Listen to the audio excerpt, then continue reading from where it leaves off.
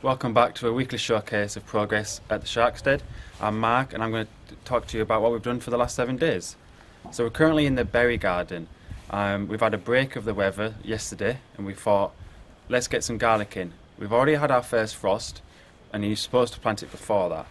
But we've got, the next week is warming up and we thought if we can get the garlic in now, should give it a good chance of sprouting in spring.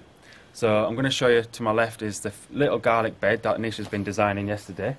And we've been using some white stones to just bed it round as a strimmer guard.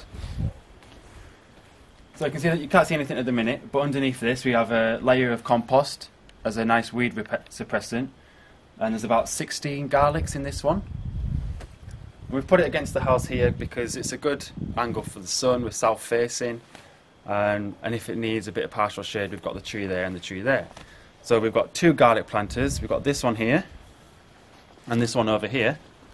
This one's slightly smaller, but there's still the same amount in there. So like I say, same again over there. Cardboard mulch to suppress the weeds and a bit of topsoil. You can see we've done the same similar idea for the blueberry sapling just there. So we're going to walk through now to the bit where we've done a bit of gardening. This is raspberry. This got retransplanted from the back alley over there. It's doing well, it's surviving the frost, which is important. So we've had about 2 days of dry. The rest has just been non-stop rain. So we can't really come out. We tried to come out yesterday and do some work in the garden, but you can see on my wellies, it isn't exactly easy to manoeuvre. And especially when we're using the wheelbarrow as well, when we're moving dirt, moving rocks, with the weight of it, it just sinks. Got to the point yesterday where it just seized up with just the clear mud.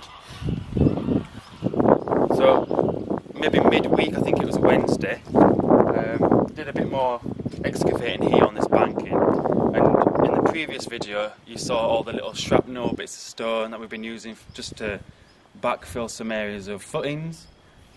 And you can see the depth of the mud here if you come a bit closer. It's about a foot and it's just pure clay. So it's an absolute nightmare to dig out.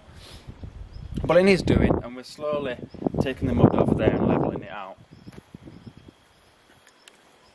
So I'm going to walk towards this other side of the garden, towards the neighbour's borderline fence.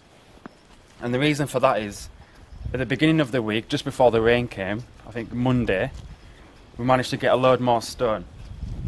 And it's fine just dumping it there. We've got to do the footings for this wall here, finish the raised bed there, finish the raised bed there.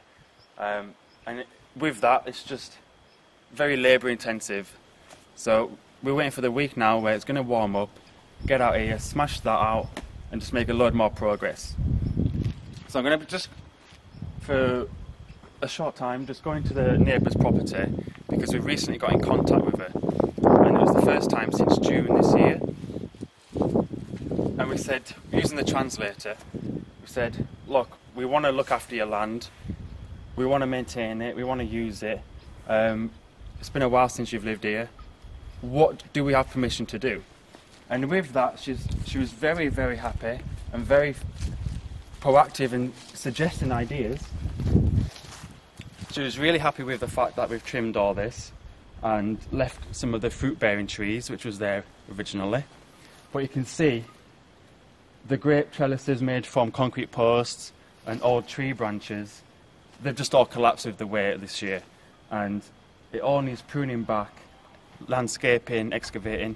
And additionally, you can see that these 2 pear trees here, they're just a bit out of control. And they are aged, so there's just loads to do. You can also see that big tree in the corner. It's encroaching on her roof, which is causing roof leaks, which we see coming down the side of the wall underneath the gutter when it rains. And it's not nice to see it dilapidate and no one owns it. No one can look after it. So we've got lots of things coming on the horizon. After the Christmas period, when weather starts to get a bit more drier, make sure you hit that notification bell because we're going to have a lot of stuff going on. We're going to have little side projects, we're going to have the pool being excavated, and we've got half the house to demolish, which is always fun. So make sure you check us out, subscribe, and see you next week. Thanks for watching. Goodbye. Good.